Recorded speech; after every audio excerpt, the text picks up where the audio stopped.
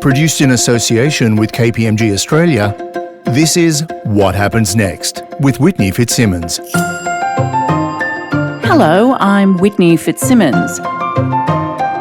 Coming up on the program, we discuss the S in ESG. I do think the S is this forgotten middle child of the ESG acronym. And when we talk about environmental social governance, really centering on social is a question about people. We talk to one entrepreneur who's building trust in AI.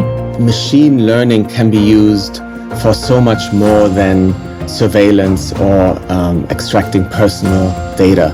And we find out how companies are embedding sustainability in their strategy. A net positive company is one that profits and grows and creates value by solving the world's problems, not creating them, and by creating well-being. That's all coming up when we discover what happens next. When it comes to ESG, we often hear about the E or the environmental aspects. But what about the S? Often it can be challenging for business to really focus on how to strategically bring this to life. To discuss this in more detail, I spoke earlier to Dr. Meg Brodie, partner KPMG Banara.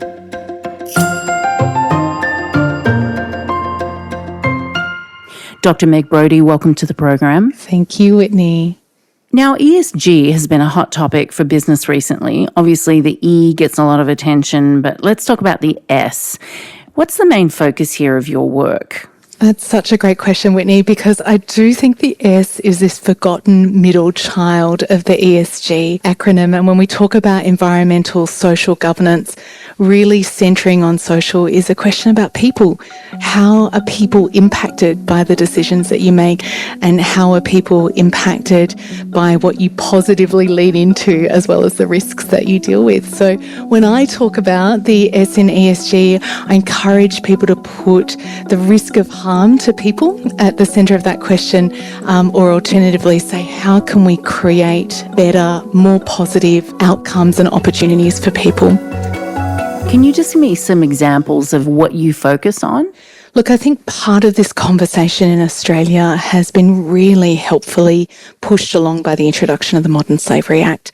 Australia, a couple of years ago, introduced a piece of legislation that requires business to report on an annual basis about the risks of modern slavery in their operations and supply chain, and to describe the actions that they're taking to respond to those risks. And what we really see here in this modern slavery space is an S issue that everyone can agree on. So it's pretty hard to make a business case for egregious human rights violations like slavery. But fundamentally, human rights and modern slavery are not the same thing. There are many who've been working on those broader issues for many years. For example, the way that a mining development impacts on a community. Mm-hmm. And in those moments, you're asking these much deeper questions then around seeking to understand the social impacts of setting up or all the way through to decommissioning a mine, mm-hmm. and engaging with local Indigenous stakeholders and other affected communities to understand how can we do this in a way where people are both included in the decision making and we're understanding the impacts on them. So there's a couple of examples of how that can live in practice. Mm-hmm. And that really is about having a 360-degree view of the issue of whatever you're trying to achieve as a business, not looking at it purely through the lens of business, but looking at it holistically, isn't it? Oh, yeah, fundamentally, Whitney. So it is really about identifying and understanding what diverse stakeholders think. How do we seek to put people at the centre of our decision making? The first question is to ask them, to seek to understand what your stakeholders are experiencing. I would imagine part of your work would be helping your clients to understand that while the feedback may not be something that they want to hear, it is actually ultimately helping them long term in terms of reputational risk and those sorts of things. Yeah, look, I think sometimes, there's obviously can be a bit of shoot the messenger, but sometimes there's those really important moments where there's a desire to other the problem. I call it the bad apple syndrome. And it's when something pretty cataclysmic has come to the fore, a really significant human rights violation, there can be a rejection of the idea that that's something that applies across the business. Oh, surely it's just that one individual who did something wrong, or we've got some bad actors that we need to deal with, rather than stepping back and looking at the problem more systemically. And I think that's that difference between something that's reactionary, responding to the handful of bad actors, versus saying, well, what allowed that practice or series of practices to happen in the first place? What are the more transformative steps that we need to take to understand and respond to the issue? What's our strategic and systemic response going to be to the problems that we're facing? And also make sure that those changes or transitions stick, right? Yep, fundamentally. And look, I think that we do see that distinction between wanting to sort of outsource some of these problems and going, oh, sort it all out for us. But the harder work is embedding it. What are the signs that businesses need to keep in mind when they're embarking on these sorts of programs or looking to kind of embrace the S, as it were? You need data. So fundamentally, you have to be asking questions so that you've got information to work with. And I think one of the challenges in the S space is we don't have the same universal data that perhaps other pockets of environmental or climate change considerations can now draw on and rely on. And that's part of seeing the risk of harm to people as a dynamic risk and being prepared to ask questions. What data gives you then is the opportunity to look for flags. And that understanding of vulnerability is a really important signal that lets you pick things up ahead of time to ask questions about, well, is this really an ethical approach? Is this really something that we want to pursue because you've considered vulnerability? When you gather that data, how do companies, businesses put safeguards in place to abrogate or make sure that those unethical approaches no longer exist? So I think the responses are manifold. You probably need to deal with this in two key ways. So the first is what I call the hygiene response, which is that you have a certain standard right across your business that will be about setting your risk appetite and tolerances, being really clear about what your responses are with respect to higher risk suppliers, and then making sure that you have a way of continuously monitoring or checking. The second thing is you can't be everywhere. And one of the things I think that's helpful to reflect on in this space is to actually go back to the UN Guiding Principles on Business and Human Rights.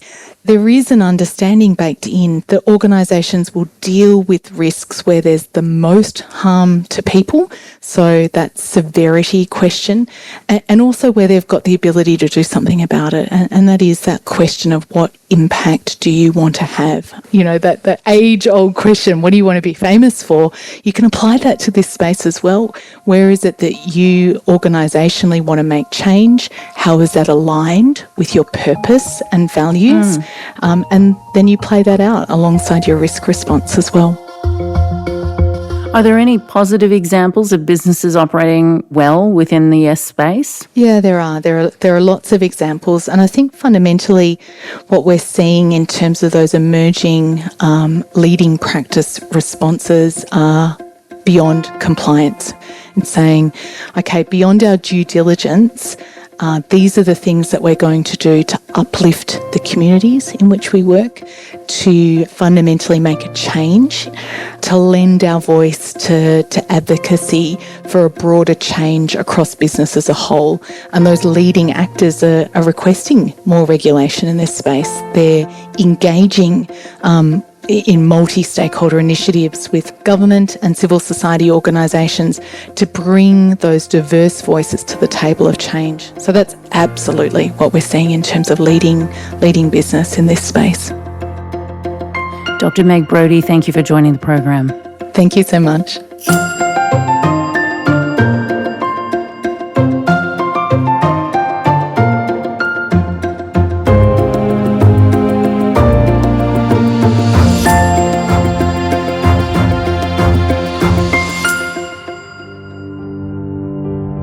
My next guest has built his company, Unleash Live, around embedding trust in AI and the notion that it doesn't use personal information to manipulate or surveil the public. To find out more, I caught up with Hanno Blankenstein, co-founder and CEO of Unleash Live. Hanno Blankenstein, welcome to the program. Hi, Whitney. Great to be on your show. So tell me about your company, Unleash Live. What do you do? We are a visual analytics company working with large-scale infrastructure clients on inspections and maintenance processes. So essentially, we take visual data and then we process that with machine learning algorithms and provide insights into asset conditions. So what type of clients do you have and what do you help them with? Most of our clients have vast amounts of infrastructure assets. So think about wind farms, solar farms, mining companies, oil and gas companies, and transportation companies. So anyone that owns and operates expensive infrastructure that runs for 10 years, 50 years, sometimes 100 years, and needs paying a lot of attention to maintaining that infrastructure to keep it safe and operating well. One of the founding principles of your company was for AI to be ethical. Why was that important to you? One of the things that I learned while working on exciting projects in the autonomous vehicle segment was that machine learning can be used for so much more than surveillance or extracting personal data. Mm-hmm. And Unleash Live was exactly founded to address the perception of AI being exclusively used for data sets that extract personal data. I strongly believe that computer vision and machine learning algorithms provide so much value in sectors outside of surveillance. So inspecting assets, making sure that we don't run into things to be safe. And all of those topics are topics that Unleash Live addresses. Do you find, though, that it's actually quite difficult to communicate that positive message because AI and machine learning can have a bit of a negative reputation because of some of the issues it's created? Absolutely, Whitney. I think as with any technology, there's always a positive side and a dark side. And when the internet first appeared or when the mobile phone first appeared, people were naturally scared, and rightly so. So this is where we need to actively help and educate, but also set standards and be thought leaders to make sure that the technology is being used for positive augmentation of humankind. So you started the company in 2016. Could you see a gap in the market then to prioritize ethical AI? Yes, we did. And our traction and growth has validated that this was exactly the right thing to do.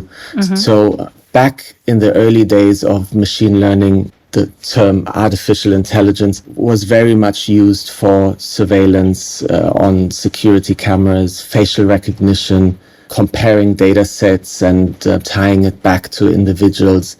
But there is no one really taking it beyond that market. Many of the innovation and companies were not necessarily ethical, right? So I would like to work with a company that shares my values.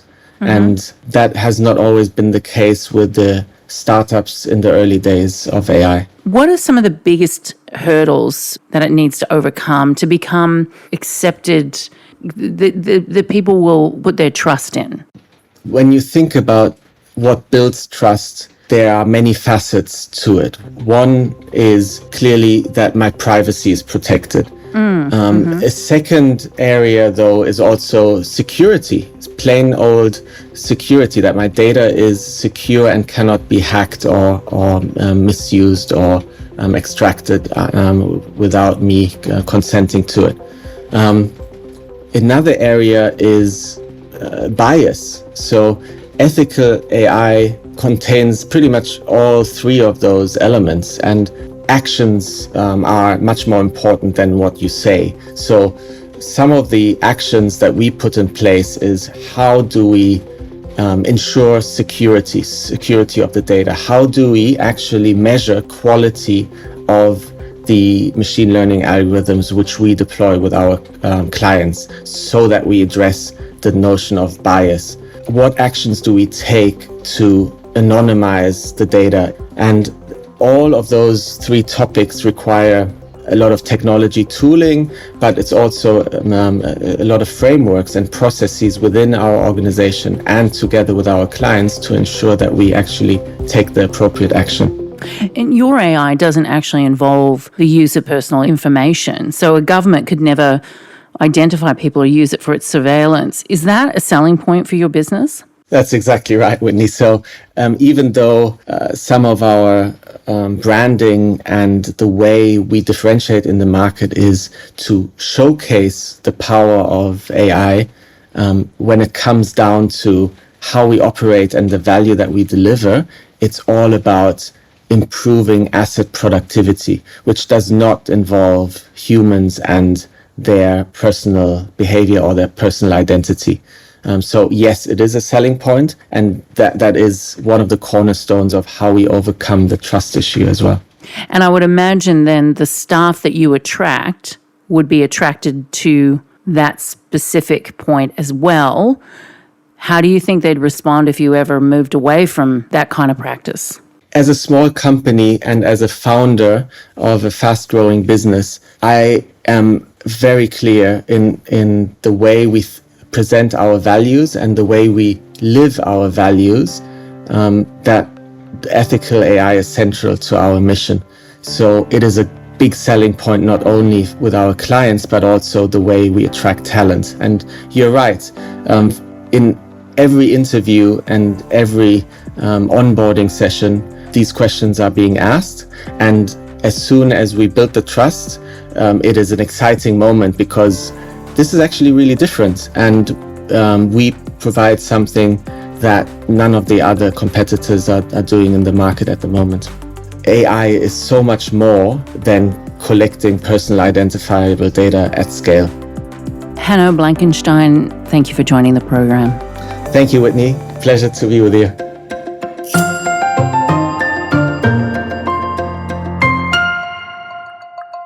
The book, Net Positive, How Courageous Companies Thrive by Giving More Than They Take, asks the critical question, is the world better off with your company in it?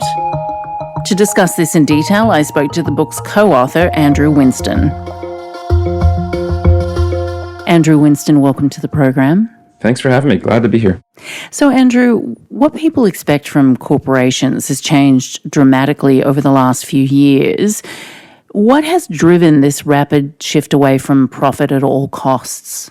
Yeah, I mean, I'm not sure everybody's completely pivoted from profits first, but certainly there's a lot more credence to thinking more broadly about what does drive profit or how you succeed as a business. And there's a very large array of voices saying, hey, companies really should be thinking about more than shareholders, and saying that they are thinking about more than shareholders. And that's coming from CEOs and investors, and it's not just coming from pressure groups and things, but the acceleration of this, what people are calling ESG now, environmental, social, and governance.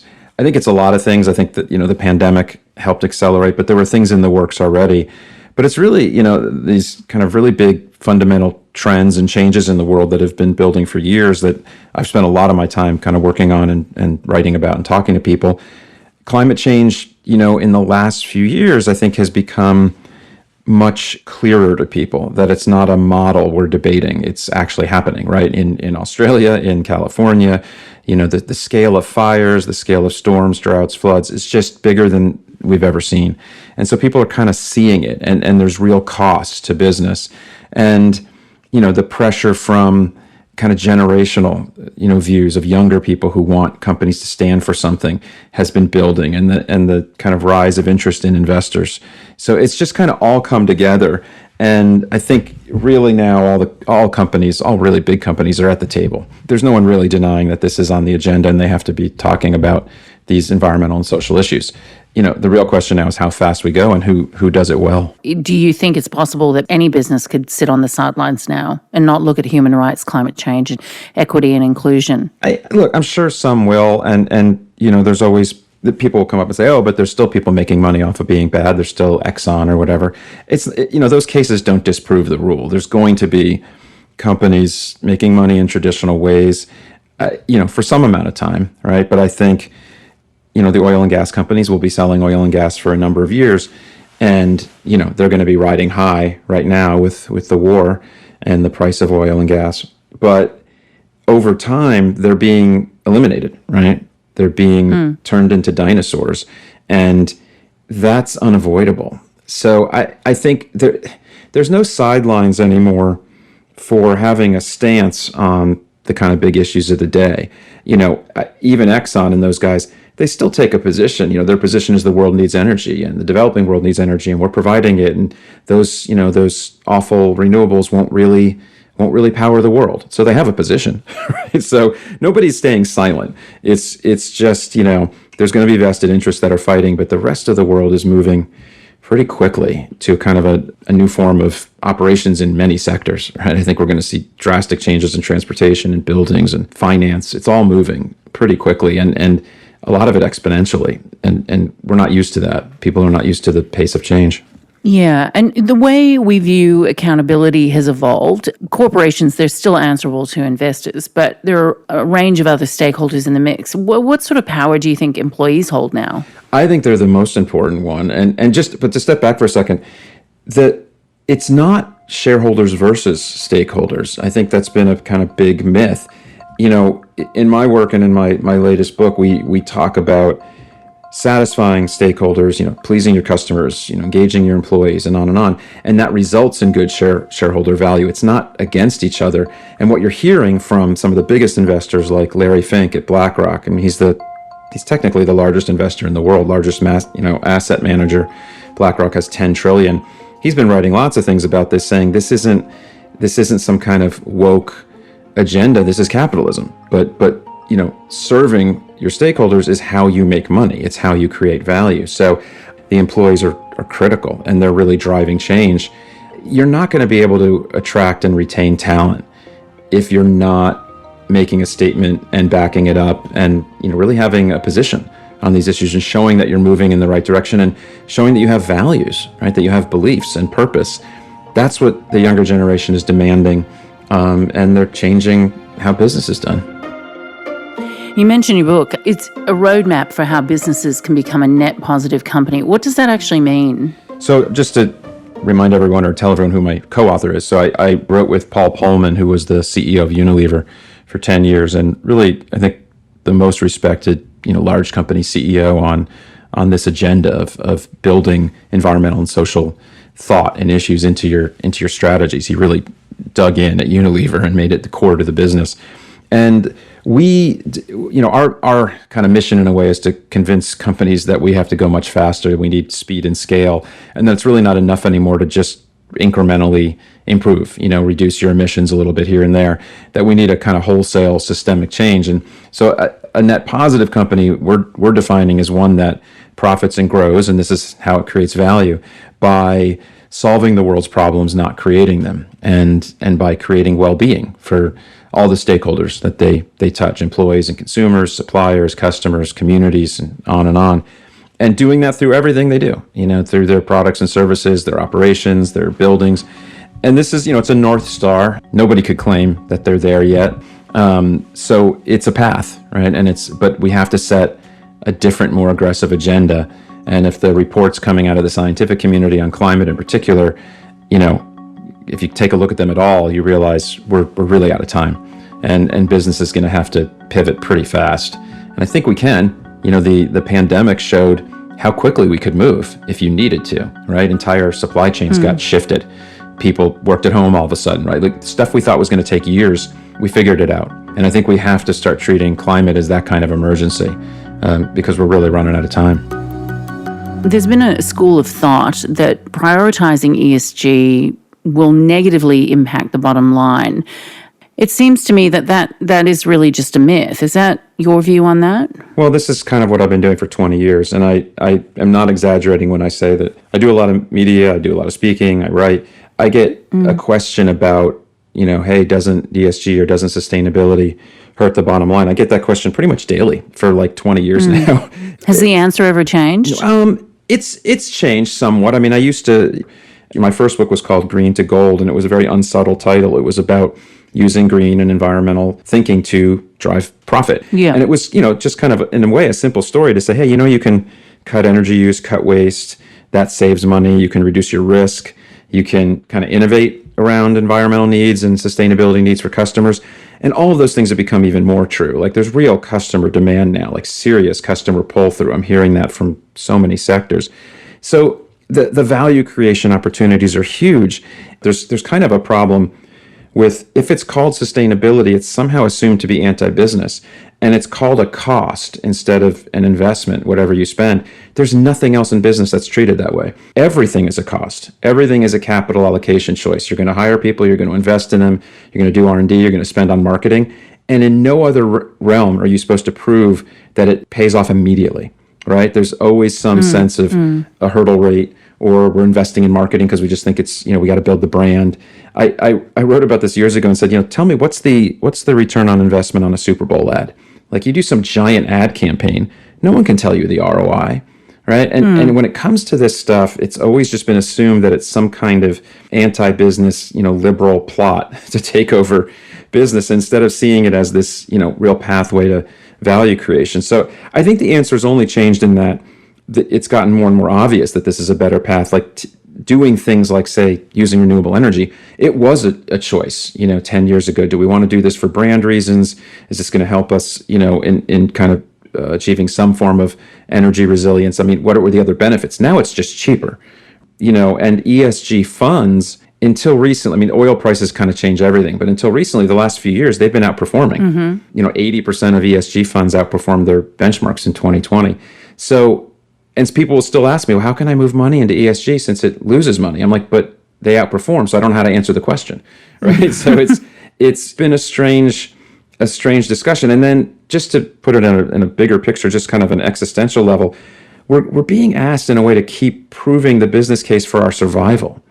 Like I don't understand honestly the conversation we're having anymore, because this isn't like some game. I mean, climate change is going to make huge parts of the world uninhabitable, kind of giant numbers of refugees. It can destabilize the whole planet. So yeah, it's worth investing in. Like it's just, it's become kind of silly because the cost of doing nothing is now radically higher than the cost of doing something. And there's still this myth that, and you hear it from politicians, if we tackle climate change, it'll destroy the economy. Well, no, that's not what's happening. Do you think that is just groups of people who are still afraid of change, which is a natural human condition? A lot of people are afraid of change. Well, of course. I mean, look, that's what's driving so much of our problems right now. I mean, it ties to nationalism, racism. It's always about change, right? There's a changing demographics in the U.S., for example. We're getting younger, we're getting more diverse, and it's freaking some people out. And it's causing tremendous damage. Look, there's actual vested interests, right? There's the big oil and gas companies that want to slow this down. They want to dig up all the oil and gas they can. And there's a little bit of, well, I've known how to make money investing in fossil fuels. I don't know necessarily how to make money investing in wind, or a wind manufacturer or something. So they kind of go with what they know.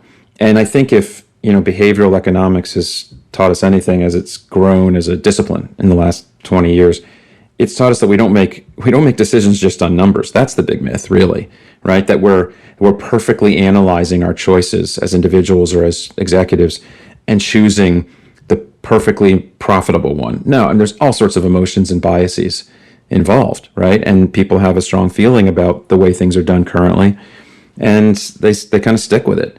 But yeah, there are losses, right? The coal industry is going away. Those are lost jobs. We need to figure out kind of what's called a just transition, right? Help people as we move away. But I will point out that there has been, what's been called creative destruction in capitalism forever, and we pretty much never help people. The number of jobs lost in retail just from the rise of Amazon in the last 5-10 years has been millions. And nobody's gone, that's a way of life, the way they talk about coal, or oil and gas. There's a bunch of people with skills that don't apply anymore. But this happens all the time. And it's a question of how do we help people? I don't think people have quite gotten a handle on how much better the world will be when it's powered by clean energy, clean vehicles, just so much less asthma and health problems and just much less damage to the world. We needed those technologies. They got us to modern times, but now we have better. And that's good news. Andrew Winston, thanks for joining the program. Glad to be here. Thanks for having me. All right, well, that's all for the show. I hope you enjoyed this episode of the program. Until next time, thank you for listening to What Happens Next.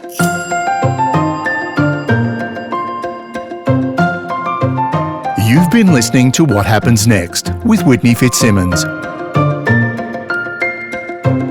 Produced in association with KPMG Australia. If you've enjoyed this podcast, you can subscribe to the show through Apple Podcasts, Spotify, or wherever you find your podcasts.